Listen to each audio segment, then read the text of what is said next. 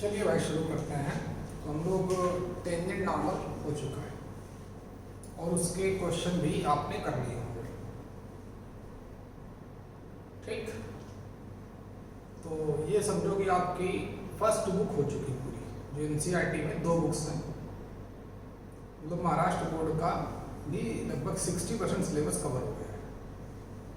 सिर्फ integral portion बचा है और इसमें जितना टाइम लगेगा सिलेबस आपका टेंशन नहीं, बाकी देखते हैं भाई। चलिए अगला टॉपिक शुरू करते हैं हम लोग, increasing decreasing and minima maximum. ये दोनों टॉपिक एक ही, और अक्सर आईटी वाला एक क्वेश्चन इन दोनों में से जरूर करता है। कभी इंक्रीजिंग डिक्रीजिंग से करेगा, कभी मिनिमा मैक्सिमा से करेगा, कभी दोनों से करता है। ठीक है, चलिए भाई शुरू करते हैं। तो आपको पढ़ा ही चुका था मैं, फिर भी एक बार लिखें, मोनोटोनिक फंक्शंस। टॉपिक का नाम है हमारे मोनोटोनिक फंक्शन। ये हम सभी लोग पढ़ चुके हैं।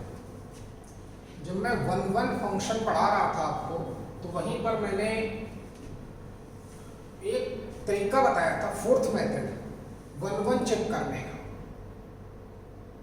तो वहीं पर मैंने इसका जिक्र किया।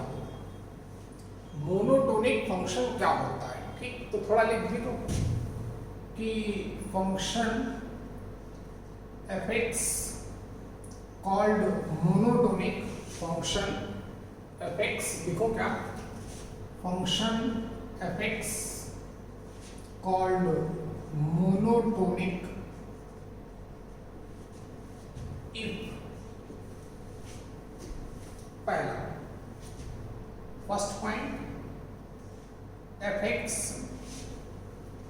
is strictly increasing। अगर फंक्शन क्या हो, स्ट्रिक्टली इंक्रीजिंग हो, या फिर और second, fx is increasing। fx is increasing को ही एक नाम और देते हैं, नॉन डिक्रीजिंग। या फिर third one, fx is strictly decreasing। And last one, या फिर fourth, fx is decreasing। Decreasing को ही हम लोग बोलते हैं नॉन इंक्रीजिंग। अब पहली बात कि किसी भी फंक्शन को हम लोग मोनोटोनिक फंक्शन कब बोलते हैं,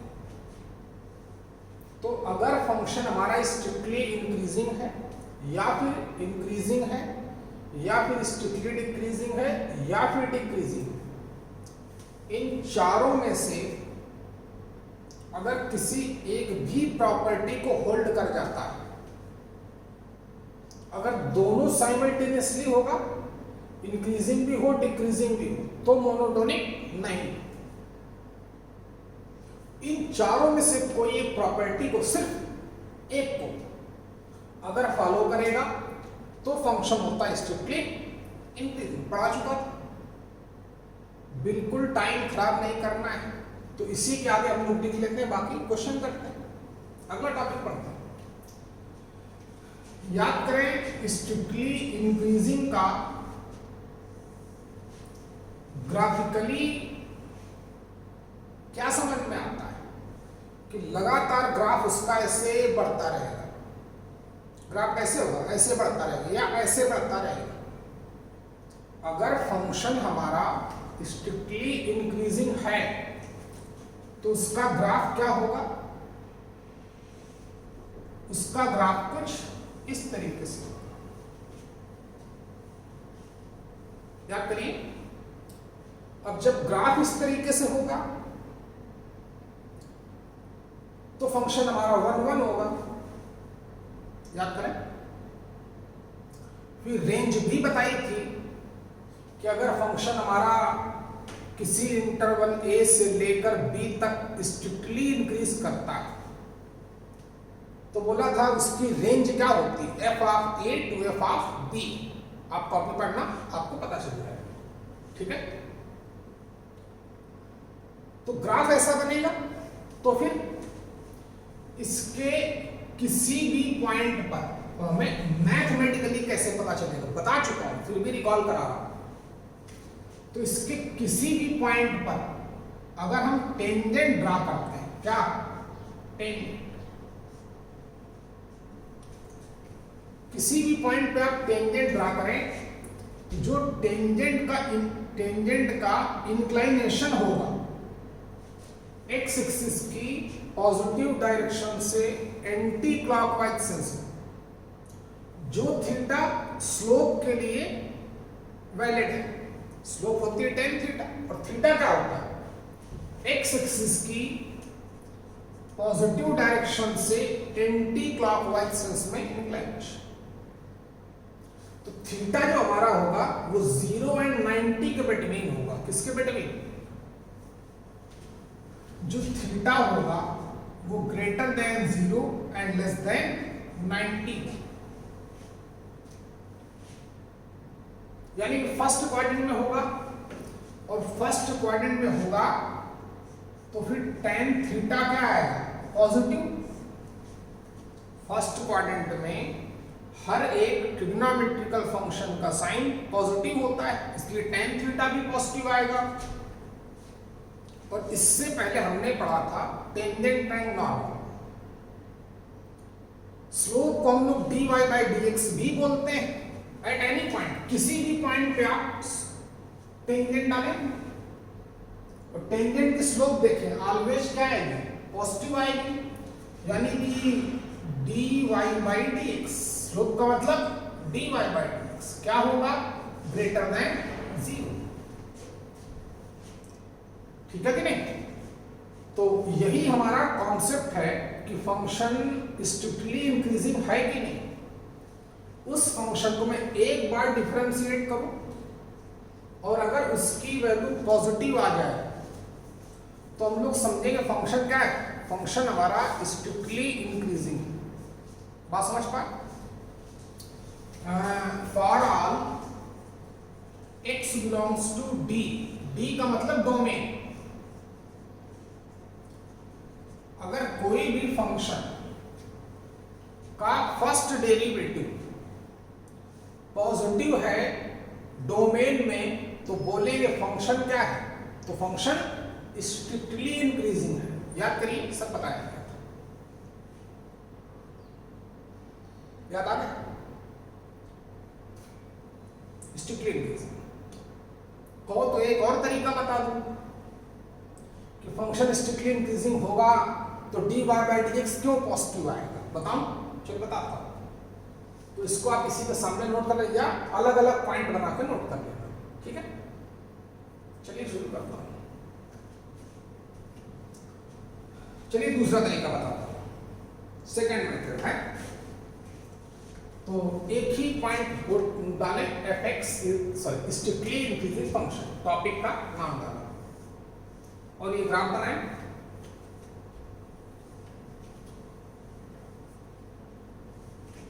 ठीक है,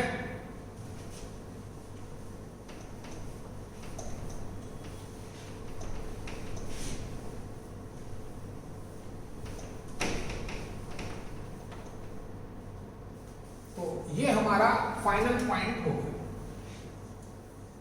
कि फंक्शन कॉल्ड स्ट्रिक्टली इंक्रीजिंग कब, if dy by dx greater than 0 for all x belongs to domain या गिवन इंटरवल।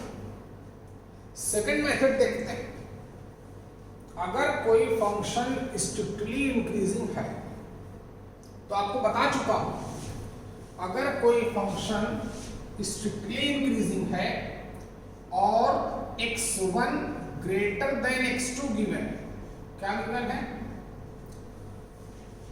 ये हमें पता है कि फंक्शन हमारा क्या है, स्ट्रिक्टली इंक्रीजिंग, और x1 ग्रेटर देन x2 लिखा है, तो फिर f of x1 and f of x2 में क्या रिलेशन होगा, f ऑफ x1 भी क्या होगा, वो भी greater than f of x2 होगा।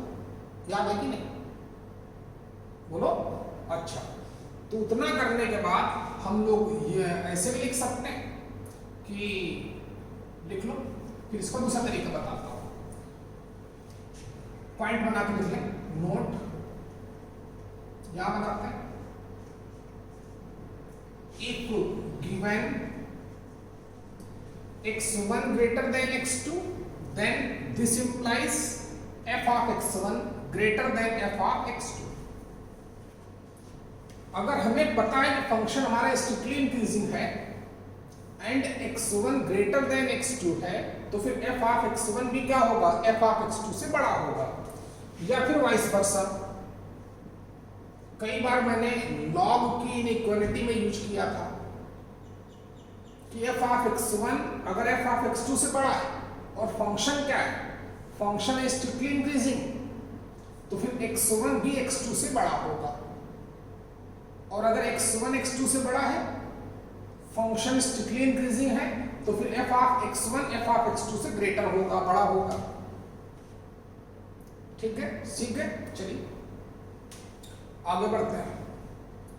तो कोई भी फंक्शन स्ट्रिक्टली इंक्रीजिंग होगा तो ग्राफ ऐसा बनेगा कि नहीं, ग्राफ ऐसा बनेगा, तो इसके किसी भी पॉइंट पर हम अगर टेंजेंट ड्रा करें, क्या टेंजेंट, तो जो थीटा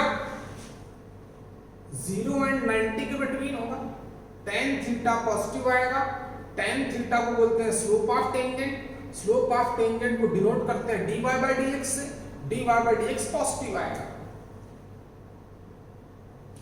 x1 x2 से ग्रेटर है और फंक्शन स्ट्रिक्टली इंक्रीजिंग, तो f of x1 f of x2 से बड़ा होगा। ये हमारा सेकंड पॉइंट।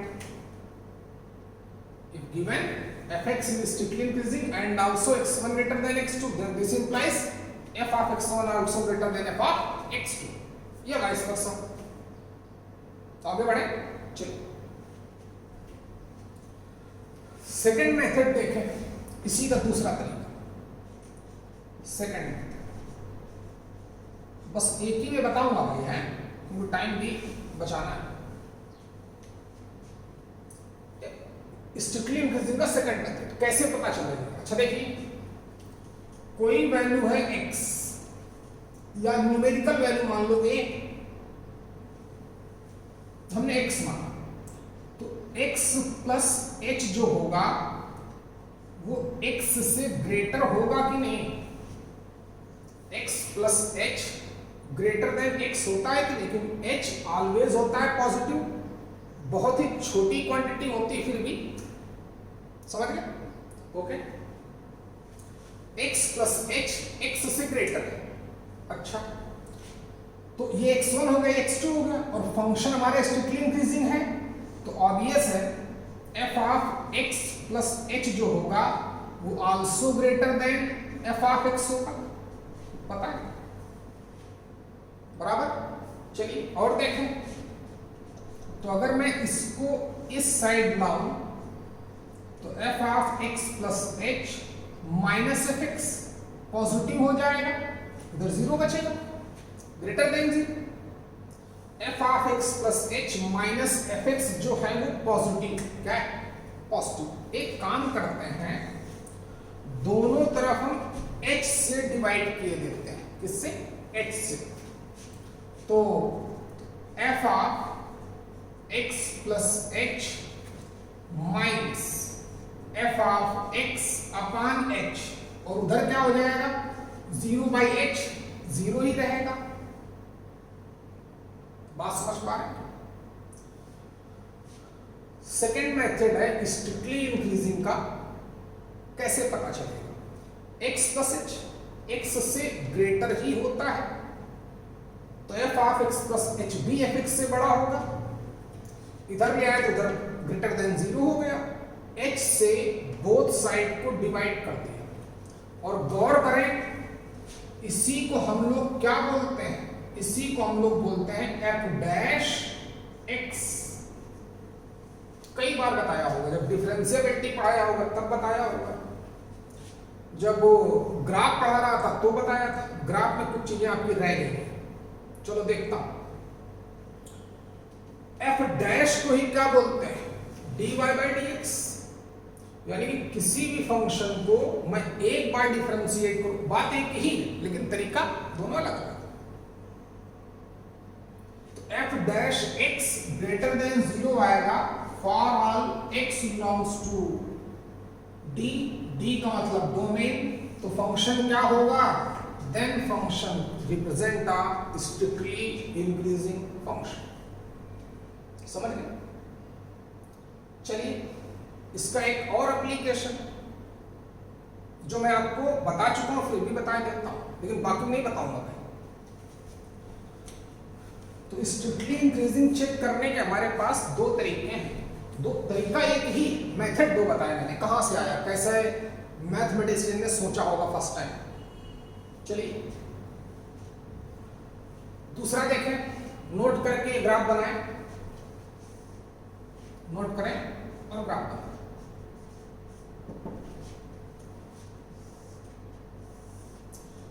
ये भी स्ट्रिक्टली इंक्रीजिंग है, ये भी स्ट्रिक्टली इंक्रीजिंग है, और वो ग्राफ भी स्ट्रिक्टली इंक्रीजिंग है।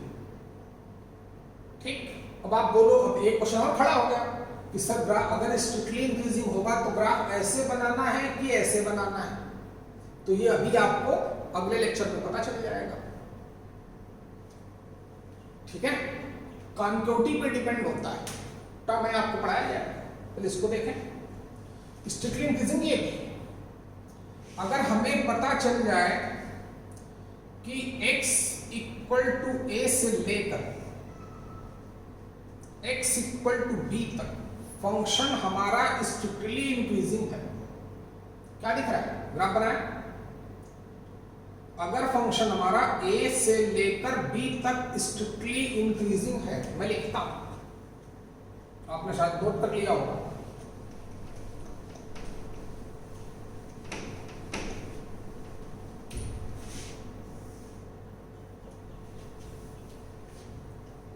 If देखें, given function, if given function f mapped एक interval a to b to set b, इसकी कोड होगी if given f of x this to this defined as, मैं लिखता हूं, defined as y equal to f of x। Range निकालते वक्त भी बताया होगा, ना बताया हो तो सीखो। अगर हमें कभी भी गिवन हो कोई function close interval a to b से लेकर, ये कोड होंगे इस तरीके से defined is a strictly increasing function. अगर क्या बता दे हमें, कोई बताएगा तो कोई नहीं, कोई रिलेटिव तो हमारा है नहीं कि बता देगा ऐसा ऐसा, हमें खुद चेक करना पड़ेगा। रेंज निकालने के काम आएगा, बोलेगा रेंज पता करो किसी फंक्शन की इस इंटरवल में, तो एक तरीका ये भी है क्या कि if given function f mapped a to close interval a to b defined as this is a strictly increasing function, then फिर हमसे पूछे रेंज, तो रेंज के लिए क्या बोला था? y एक्सिस को वॉच करते हैं, तो x इक्वल टू a पर फंक्शन की कितनी वैल्यू होगी? f ऑफ a, y की वैल्यू f ऑफ a होगी। x इक्वल टू बी पर फंक्शन की वैल्यू कितनी होगी एफ ऑफ बी, तो y की वैल्यू ये होगी। रेंज के लिए क्या बोला था ग्राफिकली कि y एक्सिस के रेस्पेक्ट में ग्राफ को वॉच करना। तो y एक्सिस में ग्राफ कहां से कहां तक गया, f ऑफ a से लेकर f ऑफ b तक गया। कहां से कहां तक गया, f of a to f of b। Then in this case जो रेंज होगी, range of the function is कितनी, f of a to f of b हो गई। तो मोनोटोनिक फंक्शन पढ़ रहे थे। फंक्शन मोनोटोनिक कब होता है, जब वो स्ट्रिक्टली इंक्रीजिंग हो या इंक्रीजिंग हो या स्ट्रिक्टली डिक्रीजिंग हो या फिर डिक्रीजिंग हो। उसमें से पहला पॉइंट उठाया स्ट्रिक्टली इंक्रीजिंग फंक्शन। आपने ग्राफ बनाया होगा तो पहले टेंजेंट के थ्रू इसको डिफाइन किया। किसी भी पॉइंट पे अगर मैं टेंजेंट ड्रा करूंगा, किसी भी पॉइंट पे टेंजेंट ड्रा करें आप, तो टेंजेंट का इंक्लिनेशन 0 और 90 के बिटवीन ही होगा। 0 और 90 के बिटवीन होगा मतलब फर्स्ट क्वाड्रेंट में। फर्स्ट क्वाड्रेंट में tan थीटा क्या होता है, पॉजिटिव। tan थीटा को क्या बोलते हैं, dy बाई dx। अगर किसी फंक्शन को मैं एक बार डिफरेंशिएट करूं और वो ग्रेटर देन 0 आ जाए अपनी डोमेन में, तो समझ लेना कि फंक्शन हमारा क्या है, स्ट्रिक्टली इंक्रीजिंग। फिर दूसरा नोट करके लिखाया था कि अगर गिवन है कि fx is a strictly increasing, if given fx is a strictly increasing function and x1 greater than x2, तो f ऑफ x1 क्या होगा, f ऑफ x2 से ग्रेटर होगा। या उल्टा करके f of x1 f of x2 से greater है और हमें पता हो कि फंक्शन क्या है, स्ट्रिक्टली इंक्रीजिंग, तो x1 ग्रेटर देन x2 होगा। समझ गए। फिर तीसरी बात बताई, सेकंड मेथड बताया, वो आपको पता है, x प्लस h x से बड़ा होता है। फंक्शन हमारा स्ट्रिक्टली इंक्रीजिंग है, वेल नोन है, तो f of x plus h f of x से ग्रेटर होगा। इधर ले आया पॉजिटिव आ गया, दोनों तरफ को x से डिवाइड कर दिया, तो ये d by dx of fx by first principle. ठीक है, इसी को हम लोग f डैश बोलते हैं, ये भी पता चला। फिर ये ग्राफ कि फंक्शन क्लोज इंटरवल a से a टू b में अगर स्ट्रिक्टली इंक्रीजिंग है तो रेंज क्या होगी, f of a to f of b। चलिए दूसरा पॉइंट, इंक्रीजिंग फंक्शन, इंक्रीजिंग और नॉन डिक्रीजिंग। मैं लिखता हूं, आप नोट कर चुके होंगे।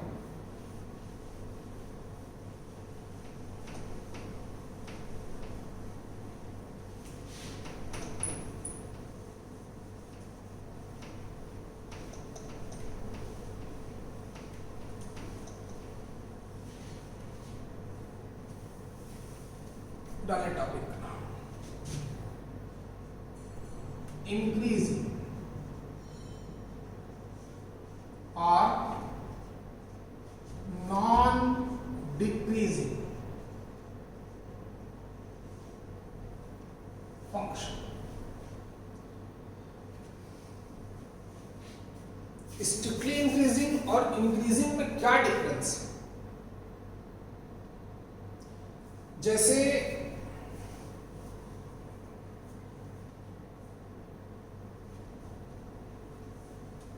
स्ट्रिक्टली इंक्रीजिंग का तो जैसे जैसे x की वैल्यू बढ़ेगी, x की वैल्यू बढ़ेगी, वैसे वैसे y भी बढ़ता रहेगा, तो ग्राफ ऑलवेज ऐसे जाता रहेगा। अब इंक्रीजिंग का क्या मतलब है देखते हैं।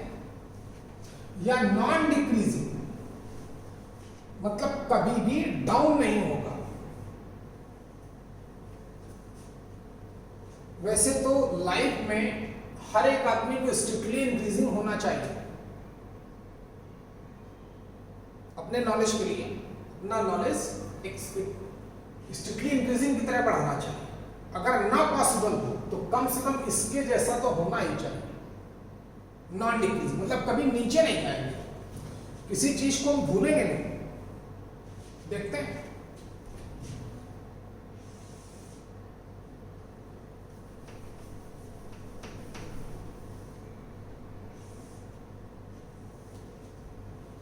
कुछ ऐसे ग्राफ आप, ये लगातार स्ट्रिक्टली इंक्रीज करता है, ऐसा भी हो सकता है। क्या ग्राफ डिक्रीज हुआ? नहीं, फिर ऐसे होगा। तो ये हमारा इंक्रीजिंग या नॉन डिक्रीजिंग नेचर है। बात समझ पा रही है? इंक्रीजिंग या फिर नॉन डिक्रीजिंग नेचर, मतलब उसकी वैल्यू जो एक बार x की किसी भी वैल्यू के लिए फंक्शन की वैल्यू आ गई तो उससे आगे बढ़ने पर फंक्शन की वैल्यू कभी भी कम नहीं होगी, या तो सेम रहेगी, देख रहे हो ना, x की वैल्यू यहां से लेकर यहां तक फंक्शन की वैल्यू सेम, या फिर इंक्रीज करेगी। ठीक है, अच्छा, तो मैथमेटिकली कैसे पता करें? चलो हम इस पॉइंट पे टेंजेंट ड्रा करते हैं। ये रही टेंजेंट, टेंजेंट का इंक्लाइनेशन अभी भी क्या दिख रहा है? 90 से कम। कहीं पे भी टेंजेंट ड्रा करो, यहां पे कर लो। अच्छा, ये आई टेंजेंट, टेंजेंट का इंक्लाइनेशन 90 से कम। लेकिन अगर मैं यहां पे टेंजेंट ड्रा करूंगा तो टेंजेंट तो एक्स एक्सिस के पैरेलल है, तो थीटा 0 होगा। थीटा क्या हो जाएगा? तो थीटा हो जाएगा 0, बराबर है। चलिए, तो ग्राफ ऐसा बनेगा। तो मैथमेटिकली देखें,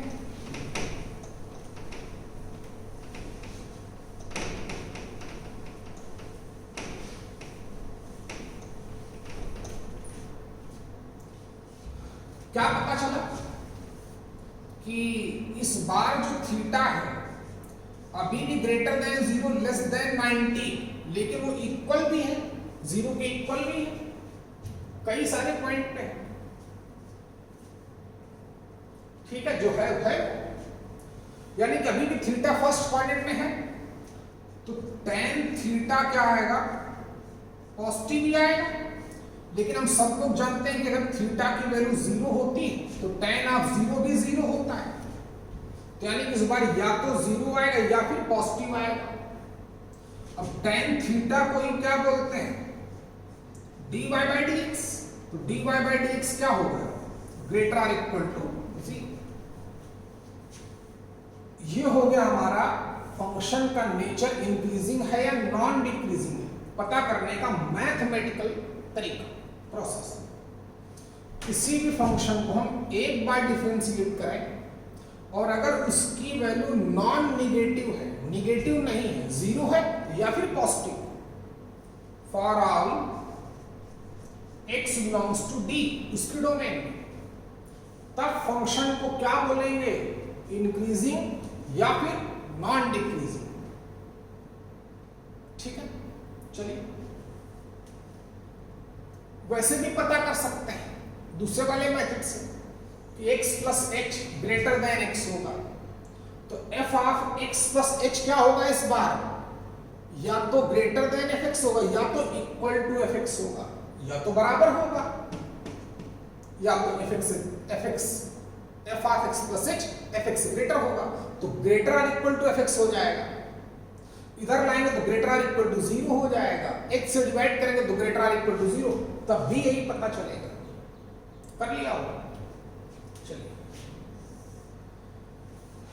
एक और नोट लिख लें इसमें रेंज के लिए, ग्राफ से ही सारा काम करते हैं हम लोग। तो ये किसी फंक्शन का ग्राफ, सॉरी ये तो स्ट्रिक्टली इंक्रीजिंग का हो गया।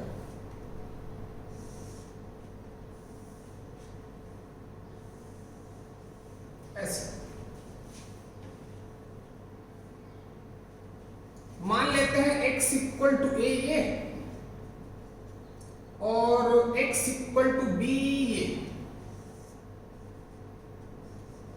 तो रेंज क्या है, फंक्शन क्या दिख रहा है, इंक्रीजिंग।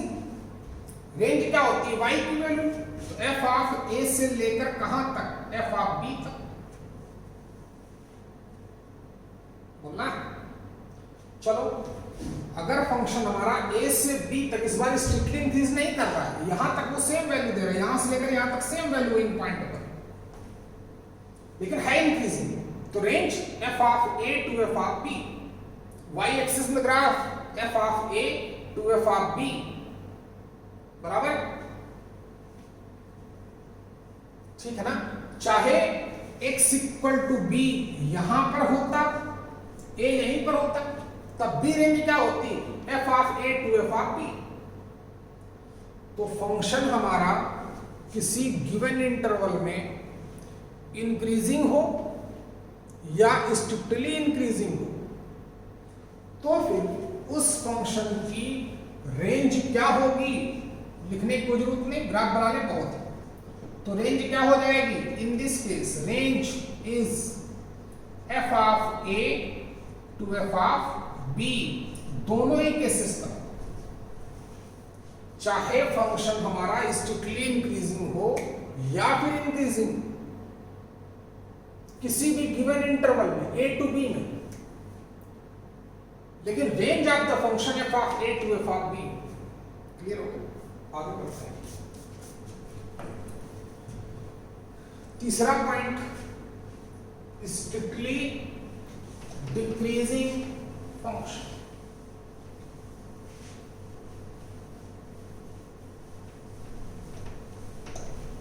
थर्ड पॉइंट देखें,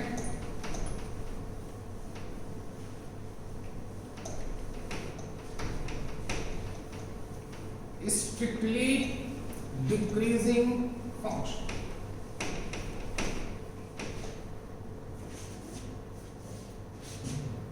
तीसरा,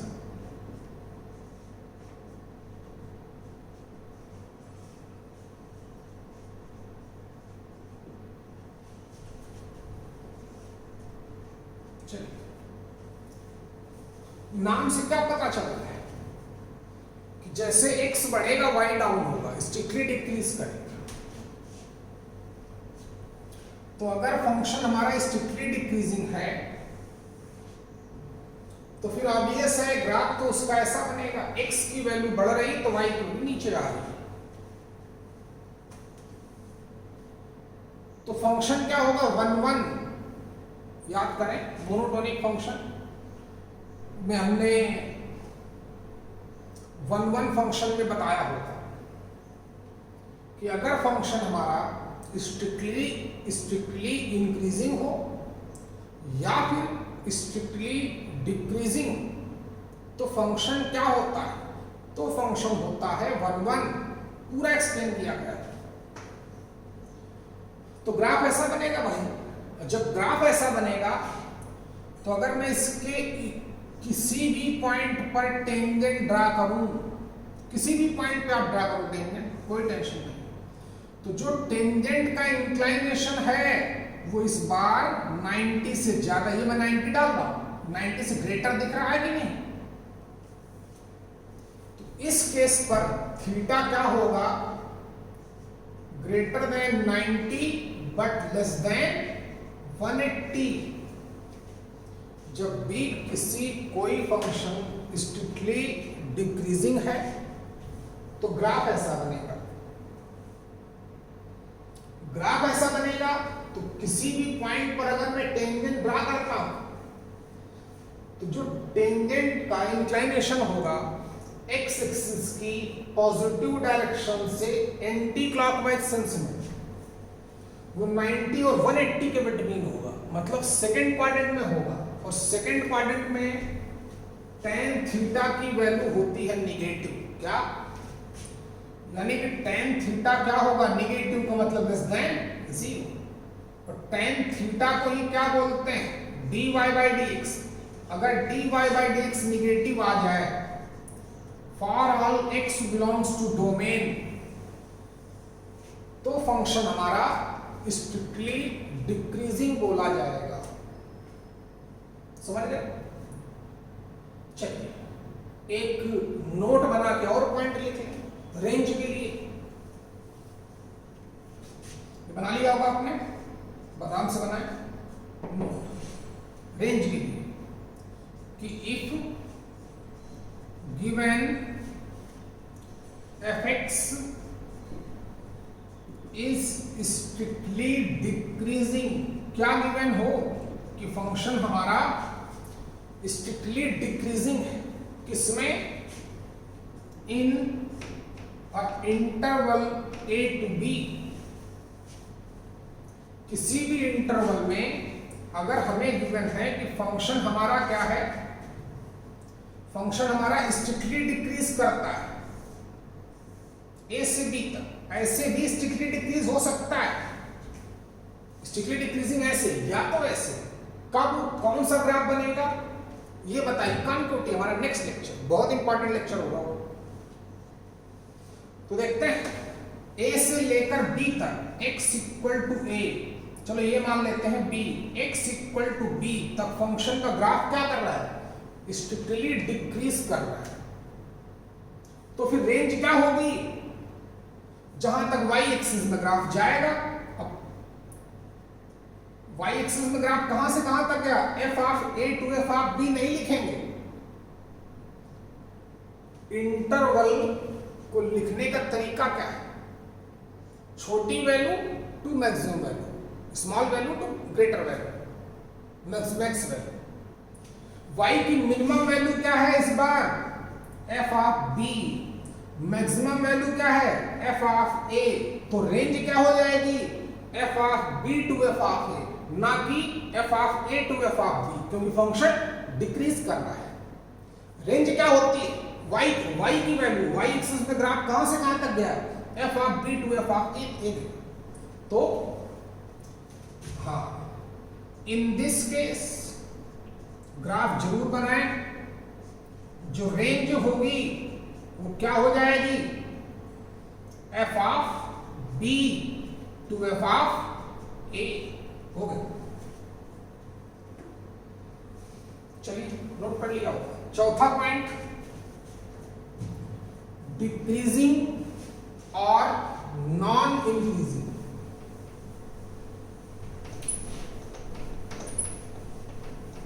अब तो समझ ही गए होंगे।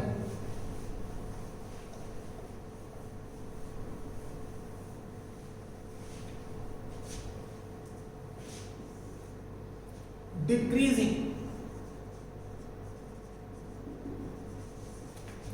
या फिर इसी को हम लोग क्या बोलते हैं, नॉन इंक्रीजिंग। जैसा नाम वैसा ही काम, वैसी ही मैथ्स। देखो इस बार डिक्रीजिंग है तो डिक्रीज कर रहा है लगातार, कुछ देर तक सेम वैल्यू देगा, फिर नीचे देने लगेगा, ऊपर नहीं जाएगा इस बार। तो समझे, किसी भी पॉइंट पर अगर मैं टेंजेंट ड्रा करूंगा तो टेंजेंट का इंक्लाइनेशन 90 से ऊपर, कहीं पे भी ड्रा कर लिया। चलो यहां पे ड्रा करता हूं आपके लिए, टेंजेंट का इंक्लाइनेशन 90 से ऊपर। लेकिन अगर मैं यहां पे ड्रा करूं, क्या करता हूं, अगर मैं यहां पे टेंजेंट ड्रा करता हूं तो थीटा की वैल्यू टेंजेंट एक्स एक्सिस के पैरेलल, मैं 0 भी लिख सकता हूं, लेकिन 0 नहीं लिखेंगे। क्या लिखें, क्यों लिखें, तो देखो जब हर जगह हमें थीटा की वैल्यू 90 से ग्रेटर दिख रही है तो 0 तो ना ही लिखें। इसी एंगल को हम लोग 180 भी बोल सकते हैं। अरे 180 है 0, बराबर है कि नहीं बराबर है, तब भी एक्स एक्सिस के पैरेलल ही है,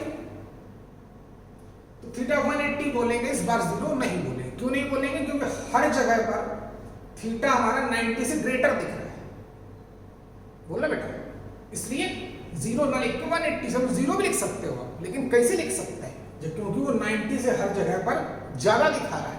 तो समझे मैथ्स को, फील करें उसको।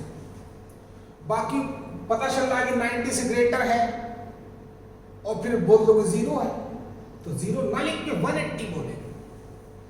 तो क्या पता चलेगा, जो थीटा है greater than 90 less than 180 but also equal to 180, therefore tan of theta is negative, meaning less than 0.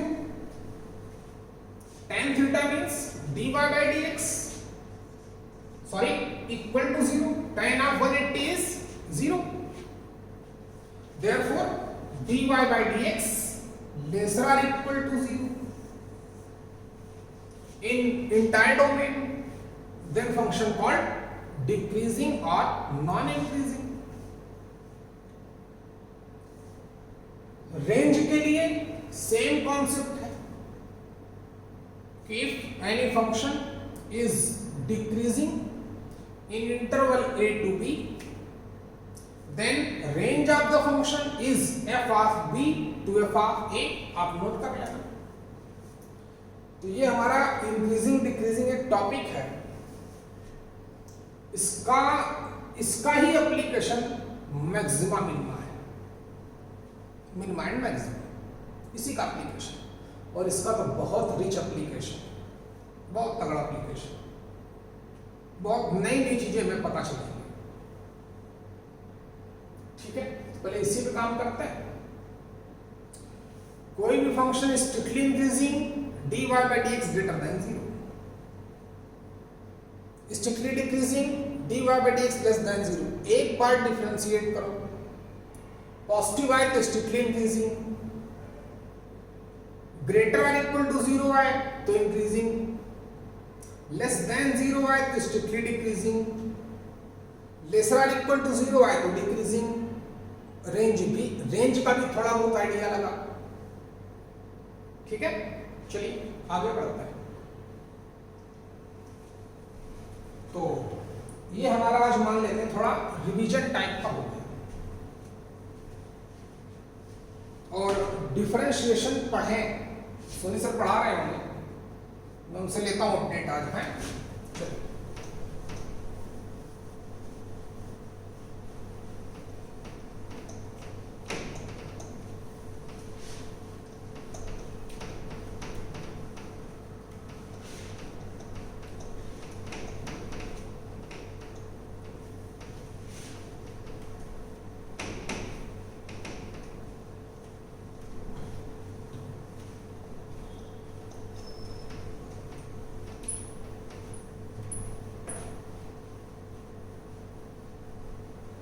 Practice के लिए आपको क्वेश्चन मिल जाएंगे।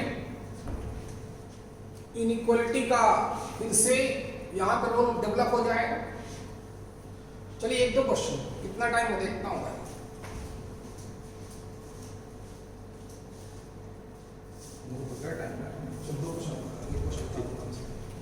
चलिए एक क्वेश्चन बताता हूं, है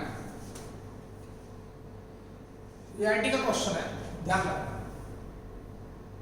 एक हमें फंक्शन गिवन है और ये 2 बार आ चुका है क्वेश्चन। एक बार तो पूछा था कि इस फंक्शन की लीस्ट एंड लार्जेस्ट वैल्यू निकालो, फंक्शन है की। और एक बार बोला गया था कि find out interval in which, तो आप वही लिखते हैं, find out interval in which fx equal to x into e raised to the power x into 1 minus x। ये रहा क्वेश्चन, लिखें find out interval in which fx equal to x into, ये लिखा इंक्रीजेस। क्वेश्चन क्या है, 4 option. वो interval पता करें जहां पे ये फंक्शन इंक्रीज करता है। अच्छा, इंक्रीज फंक्शन कब करता है, जब dy by dx ग्रेटर और इक्वल टू 0। अभी पढ़ाया, चारों पॉइंट पढ़ाया। तो हमें क्या करना है, फंक्शन इंक्रीज कब करता है, एक ही कॉन्सेप्ट है, जब उसका dy by dx ग्रेटर और इक्वल टू 0 हो जाए। तो चलो एक बार डिफरेंशिएट करते हैं, y मान लिया, या ऐसे ही कर सकता था, तो dy by dx differentiating with respect to x लिख लेना। यहां तो लगेगा प्रोडक्ट रूल, पहला फंक्शन सेकंड फंक्शन। अब यहां फिर से प्रोडक्ट रूल लगाऊं क्या? मन करे लगाओ, पागल हो तो इस x का मैं अंदर मल्टीप्लाई कर देता हूं, गौर से देखना। तो x माइनस एक्स स्क्वायर भी लिख सकते हैं इसको, इसलिए हो जाएगा। नहीं तो फिर से यहां प्रोडक्ट रूल लगाओ, उससे बचेंगे। क्या हो गया?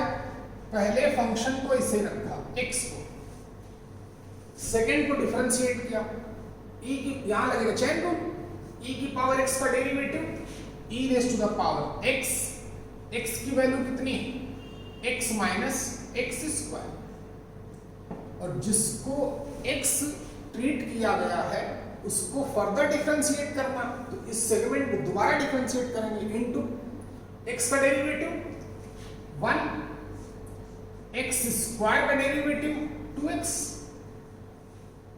पूछा गया interval at which fx equal to this increases, वो इंटरवल जहां पे फंक्शन इंक्रीज करता है। इंक्रीज कब करता है फंक्शन? जब dy by dx greater or equal to 0। कहां से आया? बताया गया। क्यों ऐसा करते हैं? मैथ्स लगाने लगाता हूं तो हमें डिफरेंशिएट करना पड़ेगा। लगाया प्रोडक्ट रूल, पहले फंक्शन को वैसे ही रखा, सेकंड वाले को डिफरेंशिएट किया, प्लस सेकंड वाले को वैसे ही रखेंगे, फर्स्ट वन को डिफरेंशिएट करेंगे तो 1। इंक्रीजिंग के लिए क्या होना चाहिए? dy by dx greater or equal to 0. For increases dy by dx should be greater or equal to 0. अब इसको सॉल्व करना है, जो सॉल्व कर पाएगा वही इंटरवल पता कर पाएगा, और ये वही सॉल्व कर पाएगा जो मुझसे 11th में पढ़ता रहा है। जो नए बच्चे हैं उनके हाथ खड़े हो जाएंगे, वो नहीं कर पाएंगे। याद रखो, उनके लिए मैंने 11th का क्लास 11th का 7th लेक्चर जो है हमारा अभी कल ही डाला होगा, उसको पढ़े जो न्यू स्टूडेंट है। तो उसमें मैं बेसिक पढ़ा रहा हूँ, तो उस पर इक्वलिटी वगैरह डील कर रहा हूँ। चलिए सॉल्व करना है, तो अब इनइक्वलिटी सॉल्व, दोनों में कॉमन क्या दिख रहा है? पहले तो मैथ्स लगाते हैं। क्या बचा यहां से? मल्टीप्लाई होगा इनका, क्या आ जाएगा?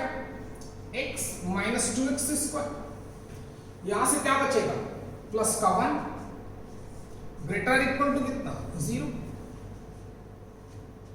फंक्शन इंक्रीज तभी कर, देखो कॉन्सेप्ट बहुत छोटी चीज है, बेसिक बहुत इंपॉर्टेंस रखता है कि जब कॉन्सेप्ट तो एक लाइन का होगा कि फंक्शन इंक्रीज कब करता है? जब dy by dx ग्रेटर और इक्वल टू 0। कॉन्सेप्ट हमें सिर्फ क्वेश्चन का पहला स्टेप बताता है, पहला स्टेप हमारा क्या होना चाहिए। उसके बाद आपकी नॉलेज पे डिपेंड करेगा कि आपका बेसिक कितना स्ट्रांग है। देखते हैं, याद करिए sign technique method class 11th में पढ़ाया था। बोला था कि अगर साइन टेक्निक मेथड हमें और लगेगा sign technique method this into this product form में राइट साइड ग्रेटर और इक्वल टू 0, तो साइन टेक्निक मेथड लगेगा। वो तो जब भी हम साइन टेक्निक मेथड लगाएं और हमें पता चल जाए कि कोई भी टर्म कोई भी फैक्टर अगर पॉजिटिव है, एक्सपोनेंशियल फंक्शन की रेंज क्या होती है? 0 टू इंफिनिटी। क्वेश्चन तो सिर्फ 2 लाइन में बनेगा, 3 लाइन में, लेकिन अगर तुम में दम होगी तो ये ऑलवेज पॉजिटिव, 0 भी नहीं। कोई फैक्टर अगर पॉजिटिव है तो वो हमारे मतलब का नहीं, क्योंकि इसका साइन अगर पॉजिटिव तो जो इसका साइन आएगा वही प्लस इंटू, अगर प्लस इंटू प्लस आएगा तो प्लस आएगा। प्लस ये है, अगर ये माइनस आएगा तब भी रिजल्ट माइनस आएगा, क्योंकि प्लस के साथ प्लस का मल्टीप्लाई करूंगा तो प्लस आएगा, प्लस के साथ माइनस का मल्टीप्लाई करूंगा तो माइनस आएगा। इसकी इंपॉर्टेंस खत्म हो गई, हमें सिर्फ साइन पता करना है। ठीक है, तो बचा इतना, इसको सॉल्व करना है। इसको सॉल्व करना है तो फैक्टर करने पड़ेंगे। पहली बात तो एक्स स्क्वायर निगेटिव दिख रहा है, नहीं दिखना चाहिए, माइनस साइन से मल्टीप्लाई किया बोथ साइड, इनइक्वालिटी चेंज हो गई। देख भाई अगला step, twice x square minus x minus 1 lesser or equal to 0। समझे? इसको हटाया क्योंकि ऑलवेज पॉजिटिव। इसमें एक्स स्क्वायर वाले टर्म को निगेटिव नहीं रखें तो ज्यादा अच्छा है, तो माइनस साइन से मल्टीप्लाई किया ताकि फैक्टर आसानी से पता चले। 2 1 जा 2 के ऐसे दो फैक्टर जिनका डिफरेंस 1 हो, 2 and 1 चल कर दे।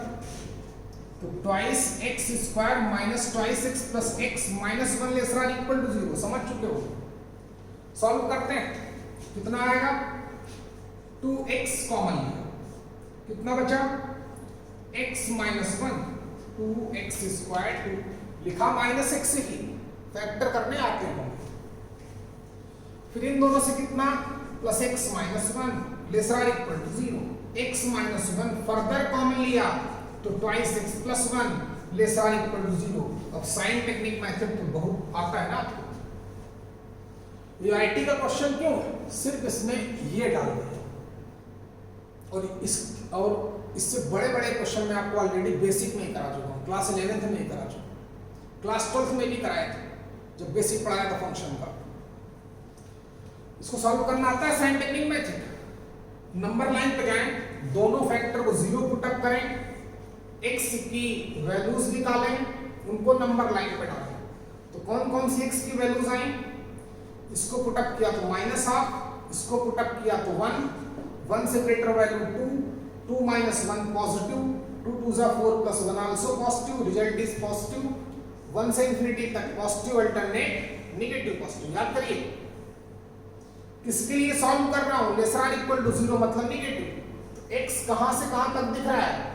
Minus half to 1। ये रहा आंसर। इस इंटरवल में फंक्शन हमारा इंक्रीज करेगा। बात समझ पाए कि नहीं? समझ गए? फिर से देखिए, interval at which this function increases. Increasing के लिए एक ही concept dy by dx greater or equal to 0, तो डिफरेंशिएट करना पड़ा, किया। Inequal greater or equal to 0 put up किया, सॉल्व करना है। दोनों में इतना अब मैथ से लगाऊंगा, दोनों में कॉमन दिख रहा है, कॉमन निकाला। ये ऑलवेज पॉजिटिव है, इसका साइन टेक्निक मेथड में कोई रोल नहीं, हटाया। एक्स स्क्वायर वाला टर्म निगेटिव था, माइनस साइन से मल्टीप्लाई कर देते इक्वलिटी चेंज हो गई। बाकी आपके सामने क्लास होगा, बाकी अगली क्लास में है। पढ़ो, इनइक्वलिटी पढ़ो।